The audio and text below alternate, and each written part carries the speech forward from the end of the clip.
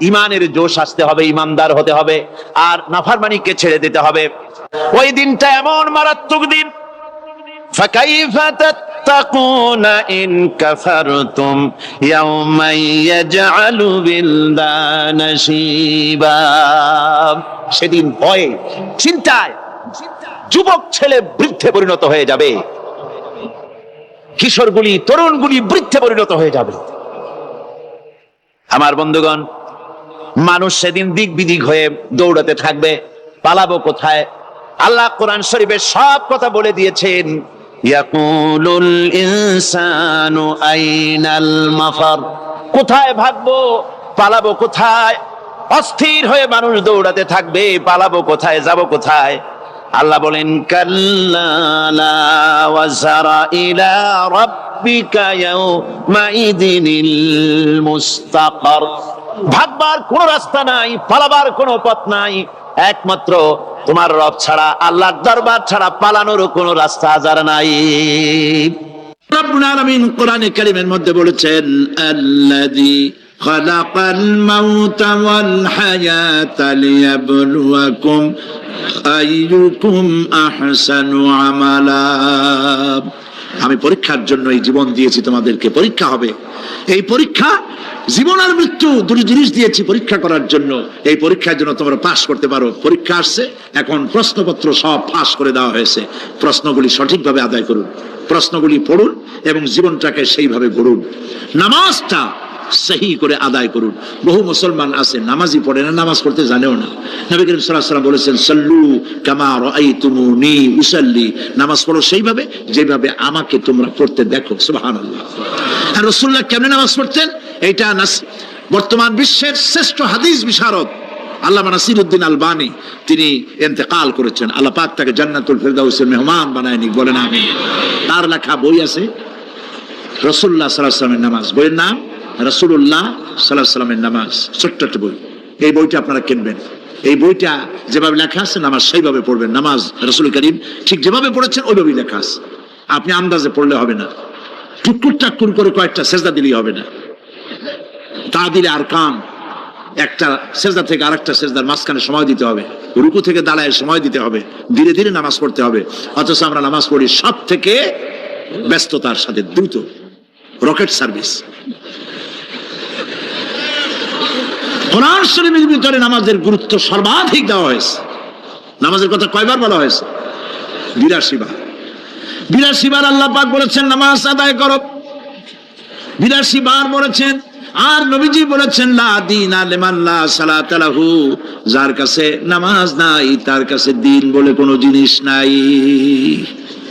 মান তারাকা সালাতান মুতাআম্মিদান ফাকাদ কাফারা, ইচ্ছে করে যে ব্যক্তি নামাজ ছেড়ে দিল কাফের হয়ে গেল, বলেন নাউজুবিল্লাহ। কিয়ামতের দিন, বুখারী শরীফের হাদিস, আল্লাহ পাকের নবী বলেছেন কিয়ামতের দিন সর্বপ্রথম আল্লাহ জিজ্ঞেস করবেন বান্দা নামাজ পড়ছো কিনা। প্রথম প্রশ্ন কি বলেন? প্রথম প্রশ্ন কি? যার নামাজ কবুল তার সমস্ত নেক আমল মঞ্জুর, যার নামাজ কবুল হবে না কোনোটাই মঞ্জুর হবে না। কথা বুঝতে পেরেছেন? নামাজ সঠিকভাবে আদায় করতে হবে। নবী করিম সাল্লাল্লাহু আলাইহি ওয়াসাল্লাম ইন্তেকালের 5 দিন আগে থেকে জ্বরাক্রান্ত হলেন, রোগাক্রান্ত হলেন, জ্বরে আর মাথার যন্ত্রণায় অস্থির হয়ে যেতে লাগলেন, বেহুশ হন আবার হুশ হন। যেদিন তিনি ইন্তেকাল করবেন তার আগের দিনেও তিনি জোহরের নামাজ পড়ার জন্য সাহাবীদের কাঁধের উপরে ভর দিয়ে নামাজ পড়তে গেছেন। পা উঁচু করে নিতে পারেন নাই, পা টেনে টেনে নিয়েছেন।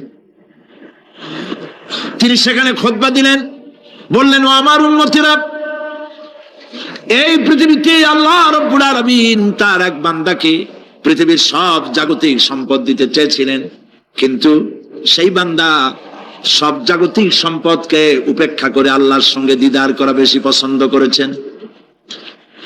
কেউ কিছুই বুঝলো না। হযরত আবু বকর রাদিয়াল্লাহু তাআলা আনহু খুব কাঁদতে লাগলেন। বুঝতে পেরেছেন যে এই পৃথিবীতে সমস্ত সম্পদ দিতে চেয়েছিলেন আল্লাহ যাকে, তার নাম বিশ্ব নবী। তিনি সবগুলি উপেক্ষা করে আল্লাহর সঙ্গে দিদার করা বেশি পছন্দ করেছেন। আমরা অতি তাড়াতাড়ি নবীজি থেকে নবীর এতিম হয়ে যাব। পরের দিন ইশার নামাজের ওয়াক্ত হলো, আযান হয়ে গেল, মসজিদে মুসল্লিরা ভরে গেছে, সাহাবায়ে কেরাম সব এসে গেছেন। হুজুরের জন্য বহুক্ষণ অপেক্ষা করার পর হযরতে আবু বকর রাদিয়াল্লাহু তাআলা আনহু তিনি ইমামতির জায়গায় দাঁড়ায় গেছেন। নবীজি বেহুশ অবস্থায় ছিলেন ঘরের মধ্যে। হুশ আসার পর তিনি হযরত আয়েশাকে বললেন, আয়েশা, মসজিদে নববীতে এখন কি হতেছে? তিনি বললেন, নামাজ হচ্ছে, লোকেরা আপনার অপেক্ষা করেছে, কিন্তু আপনাকে না পাইয়া দীর্ঘক্ষণ অপেক্ষা করার পর আপনাকে না পেয়ে আমার বাবার ইমামতিতে তারা নামাজ পড়তেছে, কিন্তু মুসল্লিদের মধ্যে কান্নার রোল পড়ে গিয়েছে। তাদের ধারণা হয়েছে নবীজির জায়নামাজে যখন হযরত আবু বকর দাঁড়ায় গেছে, নবীজির পিছনে নামাজ পড়া আর আমাদের কিসমতে হবে না। নবীজি বলছেন, আয়েশা রে, মসজিদে নববীর দিকের দরজাটা খুলে দাও, আমি নামাজের দৃশ্য দেখতে চাই। দরজা খুলে দেওয়া হলো। নবীজি কোন রকম মাথা উঁচু করে মসজিদে নববীতে নামাজের দৃশ্য নিজে অবলোকন করে আবার শুয়ে পড়লেন। হযরত আয়েশা লক্ষ্য করে দেখেন নবীজির চোখের পানি দিয়ে কোনা দিয়া পানি বেয়ে বেয়ে পড়ছে। হযরত আয়েশা প্রশ্ন করলেন, ইয়া রাসূলুল্লাহ, নামাজের দৃশ্য দেখি কাঁদছেন কেন? হুজুর বলেন, আয়েশা রে, এটা কোনো দুঃখের পানি নয়, আমি কাঁদতেছি এই জন্যে, এই নামাজের জামাত কায়েমের জন্য তায়েফের ময়দানে অনেক রক্ত ঝরেছে, আবার উহুদের ময়দানে দান দান শহীদ হয়েছে, সাহাবায়ে কেরাম জীবন দিয়েছে। আজ আমি দেখতে পেলাম আমার উম্মতেরা জামাতে নামাজ পড়ছে। আমার ধারণা হলো ভবিষ্যতে কিয়ামত পর্যন্ত আমার উম্মতেরা এইভাবে জামাত বন্দী হয়ে নামাজ আদায় করবে। নবীজি আবার বেহুশ হয়ে পড়লেন। মসজিদে নববী থেকে আজ আর কেউ বাড়ি যায় না, সবাই কান্দে। আজ রাত বোধহয় নবীজি কাটাবেন না। মেয়েরা কাঁদতেছে, সাহাবায়ে কেরাম কাঁদতেছেন, আজওয়াজে মুতাহারাত তারা কাঁদতেছেন। নবীজির আবার হুঁশ হলো, তাকায় দেখেন ঘরের মধ্যে কান্নাকাটি, মসজিদে নববীতে কান্নাকাটি। সব থেকে বেশি কাঁদতেছেন মা ফাতেমা। নবীজি হযরত ফাতেমার কান্না দেখে ইশারা করলেন, কাছে আয়। হযরত ফাতেমা রাসূলের কাছে গেলেন। নবীজি কানে কানে কি যেন বললেন, কান্নাটা বন্ধ হয়ে গেল। হযরত আয়েশা জিজ্ঞেস করলেন, মা, তোমার আব্বা তোমার কানে কি বললো আর কান্না বন্ধ হয়ে গেল? হযরত ফাতেমা বলে, আম্মাজি, আমার আব্বা আমাকে বললেন, মা ফাতিমা, তোমার কান্না আমার বরদাস্ত হয় না, কেঁদো না, আমি মৃত্যুর পরে সকলের আগে তোমার সাথে আমার দেখা হয়ে যাবে। হযরত ফাতেমা বলছেন, আম্মাজি, আমি বুঝতে পেরেছি আমার আব্বার এই কথার অর্থ কি। নবীজির ইন্তেকালের পরে আত্মীয় স্বজনের মধ্যে সবার আগে আমার মৃত্যু হবে, আর আমার পিতার সাথে আমি মিলিত হতে পারবো। রাত যখন শেষ হয়ে এলো, নবীজির হুঁশ হয়েছে, তাকায় দেখেন হযরত জিবরাইল দাঁড়ানো।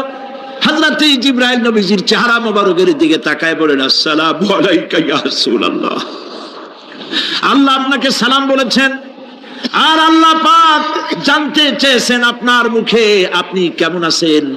আল্লাহ জানেন আপনার অবস্থা কি, তারপরেও আপনার মুখে শুনতে চেয়েছেন আপনি কেমন আছেন। নবীজি বলছেন, জিবরাইল, বড় কষ্টে আছি, বড়ই যন্ত্রণা, বড়ই কষ্ট। হযরত জিবরাইল বলছেন, ইয়া রাসূলুল্লাহ, আজকে এক নতুন ফেরেশতা আমি সাথে করে নিয়ে এসেছি। এই ফেরেশতা পৃথিবীর কোন নবী অথবা কোন মানুষের কাছে যাওয়ার জন্য অনুমতি চায় না, আজ আপনার কাছে অনুমতি ভিক্ষা চায় কাছে আসার জন্য। ওই ফেরেশতার নাম হচ্ছে মালাকুল মউত। হযরত মালাকুল মউত বলেন, ইয়া রাসূলুল্লাহ, এই পৃথিবীতে আদম আলাইহিস সালাম থেকে নিয়ে পর্যন্ত কোন মানুষের জান কবজের জন্য আমার অনুমতি চাওয়া লাগে নাই, আর কোনোদিন লাগবে না। আজ আমি আসার সময় আল্লাহ বলেছেন আপনার জান কবজের জন্য আমি যেন আপনার কাছে অনুমতি ভিক্ষা চাই। নবীজি বলছেন, আমি যদি অনুমতি না দেই তো কি হবে? হযরত মালাকুল মউত বলছেন, ইয়া রাসূলুল্লাহ, অনুমতি যদি না দেন আমি ফেরত চলে যাব, আমাকে সেভাবেই বলা হয়েছে। হযরত জিবরাইল বলেন, ইয়া রাসূলুল্লাহ, আল্লাহ রাব্বুল আলামিন আপনার দিদারের ইন্তজার করতেছে। নবীজি বলছেন, মালাকুল মউত, তুমি জান কবজের কাজ শুরু করো। মালাকুল মউত যখন কাছে এসেছে, রাসূল জিজ্ঞেস করলেন, আয়েশা, ঘরে যে কয়েক টুকরা স্বর্ণ ছিল সেগুলোর কি অবস্থা? ছোট ছোট 6 টুকরা স্বর্ণ ছিল। হযরত আয়েশা বলছেন, হুজুর, আমি এগুলো রেখে দিছি। হুজুর বলছেন না, রাখতে পারবে না, আমার ইন্তেকালের আগে খয়রাত করে দাও। মুহাম্মদ সাল্লাল্লাহু আলাইহি ওয়াসাল্লাম আল্লাহর কাছে অবস্থায় উঠবে না যে তার ঘরের ভিতরে সোনা ছিল, দিয়ে দাও, খয়রাত করে দিয়ে দাও। হযরতে মালাকুল মউত রাসূলের জান কবজ শুরু করে দিলেন। রাসূলুল্লাহ জীবনের শেষ কথা বললেন, আসসালাত আসসালাত ওয়া মা মালাকাত আইমানুকুম। আমার উম্মতেরা বিদায় লগ্নে বলে গেলাম, নামাজ নামাজ নামাজ ছেড়ে দিও না।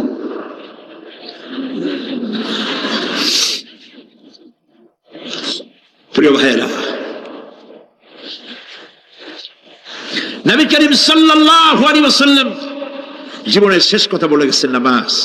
সেই নামাজে আমাদের যত সব অবহেলা, স্ত্রীকে নামাজ পড়ান, বউকে নামাজ পড়ান, ছেলে মেয়েকে নামাজ পড়ান। দোকানদার ভাইরা যখন আজান হয়ে যাবে দোকান বন্ধ করে দেন, আপনি আপনার কর্মচারীরা নামাজ পড়তে যান। যতটুকু সময় নামাজ পড়তে গেছে এই সময় বিক্রি করলে যা লাভ হইতো, এরপরে বিক্রি করলে আল্লাহ 10 গুণ বেশি বরকত দিতে পারেন। পারেন কিনা? পারেন কিনা? পারেন। আল্লাহর বিশ্বাস করেন, আল্লাহ আপনার বরকত দিবে। আপনার কর্মচারী, দোকানদারে, বাড়ি ঘরে স্ত্রী পুত্র পরিজন যারা আছে সবাইকে নামাজি বানান। নামাজি বানাবার জন্য চেষ্টা করেন। নামাজ রোজা ইত্যাদি করুন। মিথ্যা বলবেন না, ওজনে কম দিবেন না, খাদ্যে ভেজাল দিবেন না, ঘুষ খাবেন না, ঘুষ দিবেন না, মানুষের উপর অত্যাচার করবেন না, কাউকে কষ্ট দিবেন না, মানুষ যেন আপনার ব্যবহারে কষ্ট না পায়।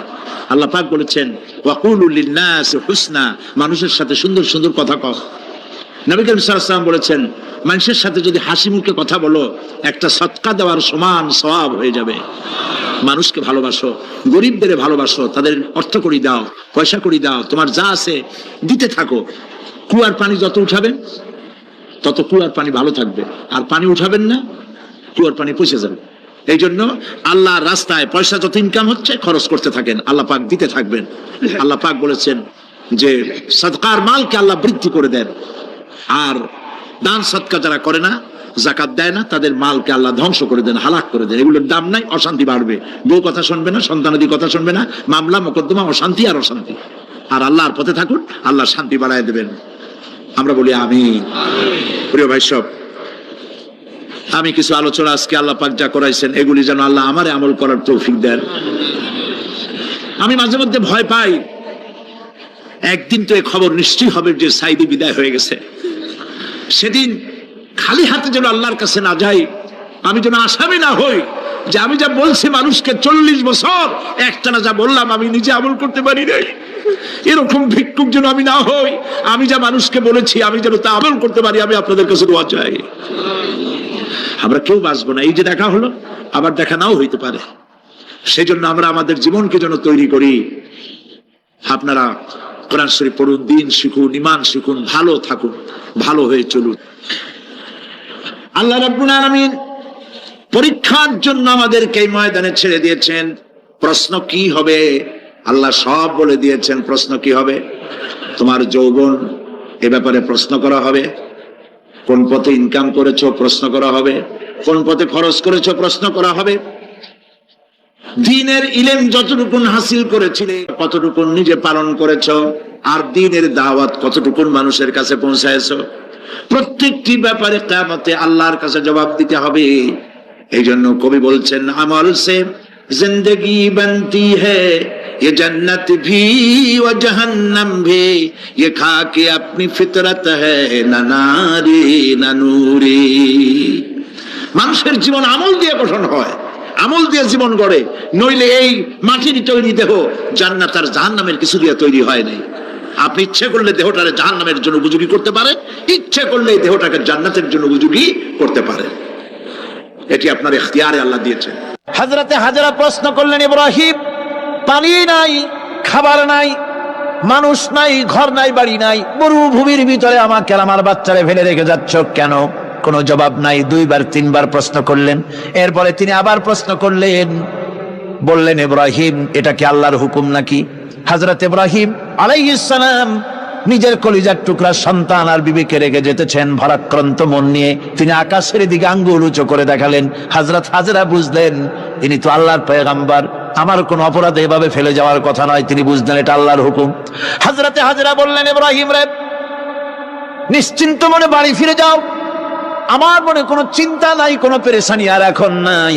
আল্লাহর হুকুমে যদি আমাকে এই মরুভূমির ভিতরে ফেলে যেয়ে থাকো, তাহলে আমি ওই আল্লাহর প্রতি এতটা ভরসা রাখি যে এই মরুভূমির ভিতরে জল পানি শূন্য, খাদ্য শূন্য জায়গায় আমি আমার বাচ্চাকে আল্লাহ রব্বুল আলামিন না খাওয়াইয়া মারবেন না। দ্বিতীয় পরীক্ষায় পাশ করি। 3 নম্বরে পরীক্ষা হলো, সন্তান বড় হয়ে গেছে, বুদ্ধি হয়েছে, দৌড়াতে পারে। আল্লাহ রাব্বুল আলামিন হুকুম করলেন ছেলেকে জবাহ করো। কত বড় আগুনের পরীক্ষা! কোরআন শরীফ বলছে হযরত ইব্রাহিম আলাইহিস সালাম নিজের ছেলেকে ডেকে নিয়ে বললেন, ইয়া বুনাইয়া ইন্নী আরা ফিল মানামি আন্নী আযবাহুক ফানজুর মাযা তারা। হে আমার কলিজার টুকরা সন্তান, আমি স্বপ্নে দেখেছি যেন আমি তোমাকে জবাহ করতেছি, তোমার রায় কি, তোমার মত কি, আমারে শোনাও। ছেলে পয়গম্বর, ছেলে তার জবাবে বললেন, ইয়া আবাতি ফাআল মা তু'মার সাতাজিদুনি ইনশাআল্লাহু মিনাস সাবিরিন। হে আমার আব্বাজান, আপনি যে ব্যাপারে স্বপ্নের ভিতরে আদিষ্ট হয়েছেন আপনি তা কার্যকরী করুন। আমাকে এতটুকু অধৈর্যের মধ্যে পাবেন না, আমাকে ধৈর্যশীলদের মধ্যে পাবেন। আমারে আপনি আল্লাহর হুকুম পালন করেন। আল্লাহ পাক শোনাচ্ছেন, ফালাম্মা আসলামা ওয়াতাল্লাহু লিল জাবিন। পিতা পুত্র দুজনই রাজি হয়ে গেল। পিতা তার ছেলেকে কাত করে গলার উপরে ছুরি ধরেছেন। আল্লাহ রাব্বুল আলামিন ইসমাইল জবাহ হোক এটা আল্লাহ চান নাই, আল্লাহ চেয়েছেন পরীক্ষা করতে। পরীক্ষায় ইব্রাহিম পাশ হয়ে গেলেন। আল্লাহ পাক বলছেন, ওয়ানাদাইনাহু আইয়া ইব্রাহিম ক্বাদ সাদ্দাকতার রুইয়া ইন্না কাযালিকা নাজজিল মুহসিনিন। আমি ইব্রাহিমকে ডেকে বললাম, ইব্রাহিম তুমি তোমার স্বপ্নকে বাস্তবে রূপ দিয়েছো, আর এভাবেই করি আমি মুহসিনিনদেরকে পুরস্কৃত করে থাকি। আল্লাহ পাক খুশি হলেন। আল্লাহ পাক বললেন, ইন্না হাযা লাবালাউল মুবিন। নিঃসন্দেহে এটি একটি বিরাট পরীক্ষা ছিল, ঠিক কি না? আল্লাহ নিজে বলছেন এটা একটি বিরাট পরীক্ষা, আজিম ইমতিহান। সে ইমতিহানে তিনি পাশ করলেন। পরীক্ষায় উত্তীর্ণ হওয়ার জন্য রব্বুল আলামিন পুরস্কার দিয়া দিলেন। আল্লাহ পাক বললেন, সালামুন আলা ইব্রাহিম। পড়েন সবাই, সালামুন আলা ইব্রাহিম।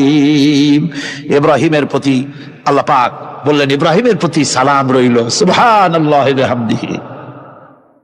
হযরত ঈসা আলাইহিস সালামকে খ্রিস্টানেরা তারা বলেছে, ওয়াকালাতিন নাসারাল মাসীহু ইবনুল্লাহ। মসিহ হচ্ছে কার ছেলে? নাউযুবিল্লাহ। বলেন সবাই নাউযুবিল্লাহ। তাকে যখন আল্লাহর ছেলে বলা হলো, আল্লাহর পুত্র বলা হলো, রব্বুল আলামিন তার জবাবে বললেন, ইন হুয়া ইল্লা আবদুন আনআমনা আলাইহি। তিনি তো একজন বান্দা, তিনি আমার বান্দা ছাড়া আর কিছুই নন। আমি তার প্রতি অনুগ্রহ করেছি। বান্দা, আমার বান্দা। আল্লাহ পাকের বান্দা হওয়ার ব্যাপারে কোন মানুষের লজ্জা থাকার কথা নয়। এমনকি আল্লাহ পাক ঈসা আলাইহিস সালাম সম্পর্কে বলছেন, লা ইয়াস্তানকিফাল মাসীহু আইয়াকুনা আবদান লিল্লাহি ওয়ালাল মালাইকাতুল মুকাররাবুন। মসিহ আল্লাহর বান্দা, তাতে কখনো বিন্দু মাত্র লজ্জা তিনি পোষণ করেন নাই যে আমি আল্লাহর বান্দা, আল্লাহর গোলাম। এটা কথা হইল? এরকম লজ্জা তিনি পোষণ করেনি। এমনকি তার নিকটবর্তী ফেরেশতা যারা, তারাও আল্লাহর বান্দা গোলাম হওয়ার জন্য তাদের ভিতরে কোনো লজ্জা নাই। যারা নাকি আল্লাহর গোলাম, এই ব্যাপারে যাদের মধ্যে লজ্জার সৃষ্টি হয়, আল্লাহর গোলাম এটা কেমন কথা, বান্দা হওয়াটা কেমন কথা, যারা গোলামীকে অস্বীকার করে তাদের সম্পর্কে আল্লাহ পাক বলছেন, ওয়া মাইয়াস্তানকিফ আন ইবাদাতিহি ওয়া ইস্তাকবির ফাসায়াহশুরুহুম ইলাইহি জামিআ। কেউ যদি আল্লাহর বন্দেগী করার ব্যাপারে লজ্জা পোষণ করে, যদি লজ্জার কারণ মনে করে, অহংকার করে, গৌরব করে, তাহলে তারা পালাবে কোথায়, যাবে কোথায়? আমি কিয়ামতের দিন সবগুলিকে এক জায়গায় করে ফেলবো। সুতরাং আল্লাহ পাকের গোলামিতে আল্লাহ যে বান্দা বলে যখন ডাকেন, লজ্জার কোনো কারণ নাই। অহংকার যে করবে সে নিজেকে ধ্বংস করবে। আল্লাহ পাক সব নবীদেরকে নিজের বান্দা বলেছেন। নবীরা কি আল্লাহ পাকের বান্দা।